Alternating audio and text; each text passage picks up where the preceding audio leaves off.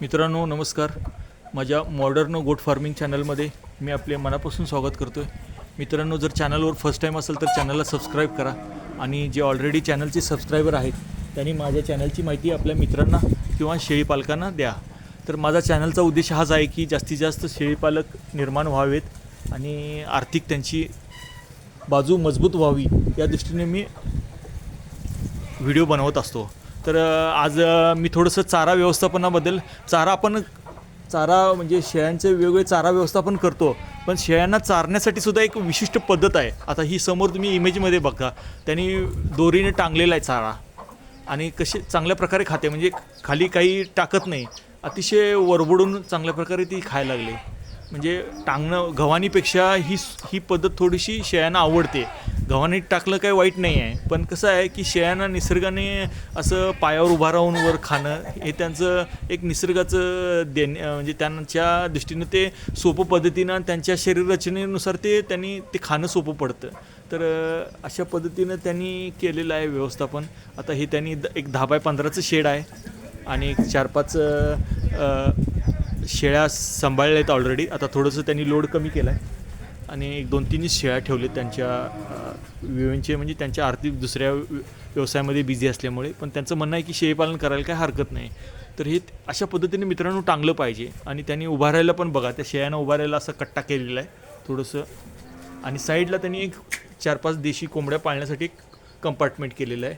हे तिथं पाण्याची व्यवस्था केली, बकेट आणि काही अंडी घेण्यासाठी असं त्यांनी सिंपल केलेलं आहे. अतिशय सुटसुटीतपणा केलेला आहे बघा तुम्ही. आणि अशा पद्धतीने मित्रांनो शेळीपालन केलं पाहिजे अशा पद्धतीनं. आणि डिलिव्हरीसाठी त्यांनी एक वेगळा कंपार्टमेंट ठेवलेला आहे, तिथं शेळीचे डिलिव्हरीसाठी तुम्हाला दाखवता येईल. अशा पद्धतीने एक सुटसुटीत असं सोपा तेवढ्या स्पेसमध्ये त्यांनी एक कंपार्टमेंट केलेलं आहे, जे आपल्या डिलिव्हरी झाल्यानंतर शेळीला थोडंसं 1-1.5 महिना व्यवस्थित काळजी घ्यायला लागते. तर त्याच्यासाठी हे कंपार्टमेंट केलेलं आहे आणि हा त्याचा स्पेस आहे. आणि हे त्याचं असे पद्धतीने त्यांनी बांधलेलं आहे आणि पुढे साईडला शेडनेट ठेवलेलं आहे. आता कसं आहे, थंडीचं सीझन आहे, त्यामुळे थोडंसं थंडीनं त्यांना संरक्षण व्हावं म्हणून त्यांनी अशा पद्धतीनं एक 1x1ची जाळी, स्टीलची जाळी आहे आणि त्याला बाहेरनं शेडनेट लावले आणि इकडे ओपन स्पेस ठेवला आहे, थोडंसं हवा खेळती राहावी. आणि हे अशा पद्धतीने त्यांनी टांगलेलं आहे. आणि अशा पद्धतीने मित्रांनो व्यवस्थापन केलं तर निश्चित यश आहे. तर व्यवसायामध्ये कसं आहे मित्रांनो की व्यवस्थापनाला खूप महत्त्व आहे. म्हणजे तुमच्याकडे पैसा असणं ठीक आहे किंवा तुमच्याकडे जनावर असणं ठीक आहे, पण तुम्हाला व्यवस्थापन करणंसुद्धा खूप महत्त्वाचं आहे. म्हणजे कमी जागेत कमी श्रमामध्ये कशा पद्धतीनं प्रॉफिट घेता येईल व्यवसायाशी, म्हणजे व्यवसाय वाढवण्यासाठी सुद्धा आपल्याला प्लॅनिंग, त्याचं व्यवस्थापन आणि सुटसुटीतपणा आणि निसर्गाशी अनुकूलता, तर ह्या सर्व गोष्टी जर केल्या तर काही म्हणजे अवघड नाही आहे. व्यवसायाशी चांगल्या प्रकारे व्यवसाय राहू शकतो, फक्त नियोजन पाहिजे.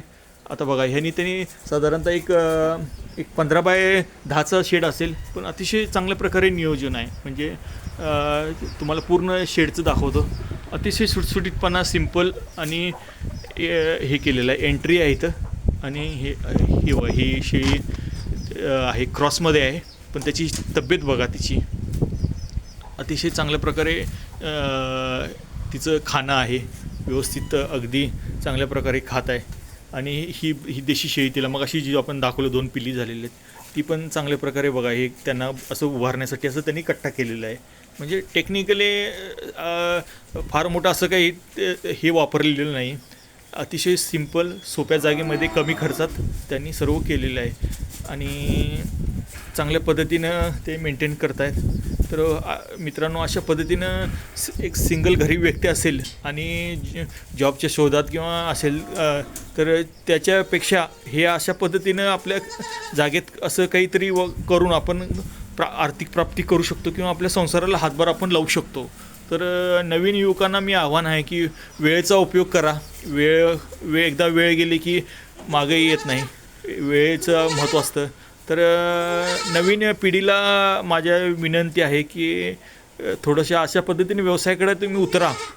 कारण काय, सगळेच नोकरी ठीक आहे, पण व्यवसायाला हा पण एक असा व्यवसाय आहे की काही जास्त भांडवल राहत नाही आणि आपल्या ह्या स्थानिक वातावरणात अतिशय वाढणारा आणि मोबदला देणारा हा व्यवसाय आहे. डिमांड खूप आहे. आपण बघता साधारणतः 1 किलो घ्यायचं म्हटलं तर आपल्याला आज 700-800 रुपये मोजावं लागतात आणि तेच जर आपण आता ही शेळी बघा, ह्या शेळीचं वजन साधारणतः एक 70 किलो आहे, म्हणजे हेवी आहे एकदम. तर त्याचं कॅल्क्युलेशन केलं तर खूप आपल्याला आर्थिक प्राप्ती आहे. तर आशा करतो की मित्रांनी कोण जर नवीन शेळी पालन करणार असेल तर त्यांनी अशा प्रकारे सुरुवात करताना पहिला एक अशा 15x10 रूम करून अशा पद्धतीने जर नियोजन केलं तर निश्चित तुम्हाला यश आहे.